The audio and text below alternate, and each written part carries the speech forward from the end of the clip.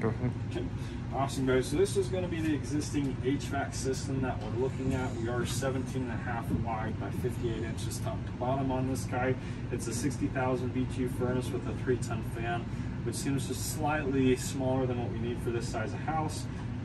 The coil is the same size as the outdoor unit. It's a 3-ton, and it does have R22, which I covered in the previous video of the condenser. We do have the existing line set, which we won't need to change out at all, which will help them save some money. 2-inch PVC for the fresh air and the exhaust for this guy, running directly up and out, probably about 20-30 feet, and then it goes outside of the house, give or take there.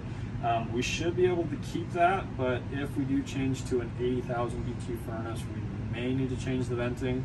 No promises on that. We can also kind of change the pressure switch, I believe, to kind of help reduce that so we don't have to change it so drastically, but I do know that the 80,000 BTU furnaces have a specific length that they can go to, guys, that you guys are more familiar with. So I'll leave that up to you guys depending on what we'd end up doing.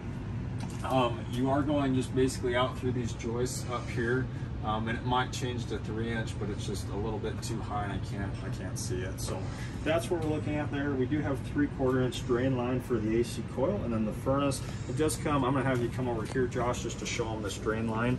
It just goes right into a floor drain right by their water heaters, and that is basically fine overall. I would see if we can tie it down a little bit more towards the drain and make sure we're not having anything kind of leak out or go off to the side, because it is going a little bit off to the right. But that's it for the drain line. We don't really need to redo too much of that. Probably just cut from this axis up, redo it, and make sure you guys flush it so there's no issues or anything basically building up in there for them. Existing electrical. It does not look like we have a switch. It's probably going to the breaker box, so we don't worry about that. Coming over this way, you do have the gas line itself, which has a more modern switch, which we won't need to change out. The gas line itself is good. We are running from hard pipe to flex back into hard pipe into the gas valve for the system. And then we do have a 22 by 10 cold air return drop, and then it's a 4-inch but a 16 by 25 by 1 filter rack and axis, which is great. We don't need to change that out at all. Perfect for the home. That'll give them a lot of flexibility on that.